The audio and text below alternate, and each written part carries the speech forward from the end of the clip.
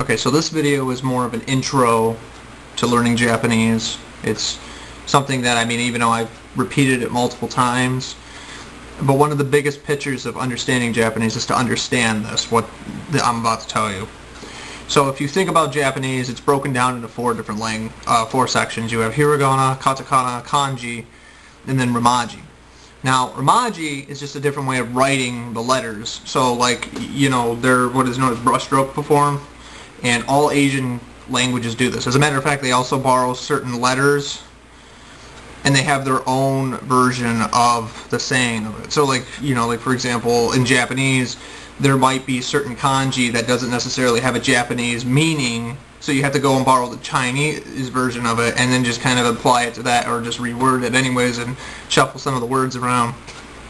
Think of it like this. Japanese is essentially incomplete English, but in a way that, it's easier to understand, but if you're someone who speaks English, you understand it, at the same time you're not used to it. So again, verbs always go at the end, but that's not really what I wanted to mention in this video, but that's just a little bit of extra, or the major focus of it, rather. So, like Hiragana Katakana, for example, those are the basic letters, even though there's a lot of advanced ones. And I think with just Hiragana Katakana all by itself, it's like almost 200 different letters. It's actually really crazy, because you have 48 basic letters, somewhere around there, 48 or 46. I think it's 46 or 48, and then you have more of them. So it's almost like 170 or somewhere on there. It's actually really long for just the basic. And then you get into kanji, which are more advanced letters, and they essentially make the language a little bit longer. But once you understand how the words work, it's just a different way of writing it, and you just might stumble across kanji, and therefore it will pretty much mean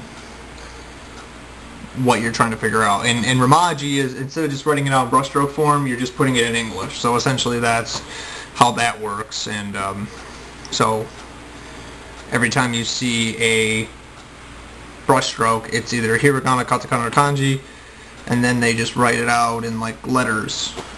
So Romaji.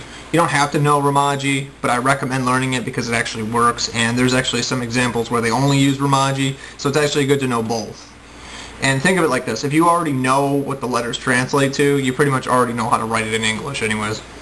So again, or it's essentially, you're learning both at the same time. Even if you think you're just focusing on one side, you're really learning both. It's just a different way of writing it. Same thing, same answer, just two different ways of writing it. But anyways, hopefully that this video helps you out. If you have any questions, let me know. Just to clarify again, don't stress about it. It's just a really long language. Because I'll be honest, I still remember when I was learning this language, I couldn't figure it out in some places, but then I just started translating stuff, and it kind of just came to me because, you're just looking at Japanese.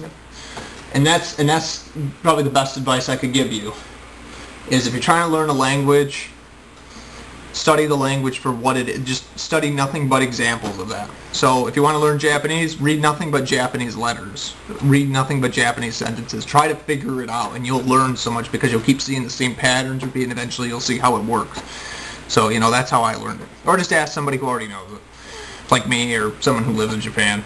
But anyways, so again, comment, rate, subscribe, favorite, share this video. Hopefully this video helps you out a little bit, and again, please stay tuned for more.